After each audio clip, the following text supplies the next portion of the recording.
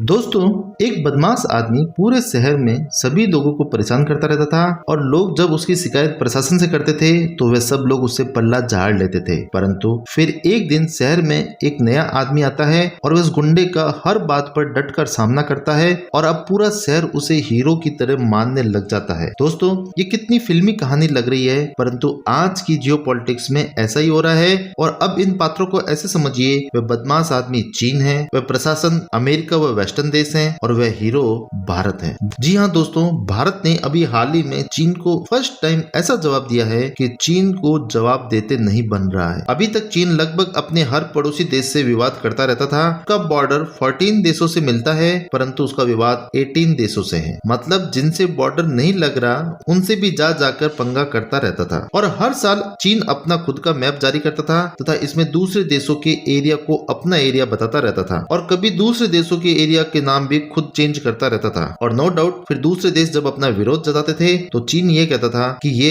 Area हम मानते हैं, आप इसको इतना सीरियस मत लो। और जब दूसरे देश अमेरिका व वेस्टर्न देशों को ये बात बोलते थे तो वह चीन को कुछ भी नहीं कहते थे, क्योंकि उनके खुद के हित चीन से जुड़े हुए थे। और इसी घटनाक्रम में चीन ने G20 से पहले फिर एक मैप जारी किया और वही पुरानी स्टाइल में भारत के एरिया को अपना एरिया बताया। और बिना समय गंवाए भारत के विदेश मंत्रालय ने तुरंत अपना कूटनीतिक जवाब दिया और चीन के इस मैप का खंडन किया। और फिर चीन के राष्ट्रपति G20 के लिए भारत में भी नहीं आए और भारत ने भी पहले G20 का सम्मेलन बहुत अच्छे से किया। और तब तक चीन निश्चित हो गया था कि भारत हमेशा की तरह बहुत ज्यादा रिएक्ट नहीं करेगा। परंतु अब G20 के सम्मेलन के खत्म होने के बाद भारत ने ऐसा टिट फॉर टैट चीन के साथ किया है जिसे चीन याद भी नहीं रखना चाहेगा। दरअसल भारत के पूर्व सेनाध्यक्ष मनोज नरवणे ने चीन का नया मैप जारी किया है और ये बताया है कि असली चाइना यही है, बाकी सारा एरिया तो इन्होंने दूसरे देशों का कब्जा किया हुआ है। तथा भारत के पूर्व सेनाध्यक्ष ने यह भी कहा कि 1950 से पहले भारत और चीन का बॉर्डर मिलता ही नहीं था, क्योंकि भारत और तिब्बत का बॉर्डर मिलता था और तिब्बत एक स्वतंत्र देश था जिस पर चीन ने कब्जा किया था। और तिब्बत कोई छोटा मोटा देश नहीं था, बल्कि उसका एरिया 12 लाख स्क्वायर किलोमीटर है। पाकिस्तान के एरिया से ये 1.5 गुना है तथा यूनाइटेड किंगडम के एरिया से 6 गुना बड़ा है और बांग्लादेश के एरिया से 8 गुना बड़ा है और भारत के एरिया से 1/3 से भी ज्यादा है। अब आप इससे ये तो समझ ही गए होंगे कि तिब्बत का एरिया कितना बड़ा एरिया है। और ये मैप जारी करके भारत ने ये मैसेज दे दिया कि तुम्हारी वन चाइना पॉलिसी को हम नहीं मानते और ये जो सभी देश पर तुम लोगों ने जो कब्जा किया हुआ है उनको तुम्हें आज नहीं तो कल खाली करना ही पड़ेगा। और भारत ने एक तरह से तिब्बत की आजादी का समर्थन कर दिया। परंतु आप सबके मन में ये प्रश्न जरूर उठेगा कि चीन ने तो बहुत सारे एरिया पर कब्जा कर रखा है, परंतु भारत तिब्बत के फ्री मूवमेंट को ही सपोर्ट क्यों करना चाहता है? क्योंकि वास्तव में भारत और तिब्बत का बॉर्डर ही मिलता है और भारत और तिब्बत के हजारों सालों से ऐतिहासिक संबंध है और भारत के कैलाश मानसरोवर आदि पवित्र तीर्थ स्थान भी यहीं पर है, जहां पर अभी जाने के लिए हमें चीन से इजाजत लेनी पड़ती है। परंतु तिब्बत के पास होने पर भारतीय लोग आराम से वहां पर जा सकेंगे। और तिब्बत से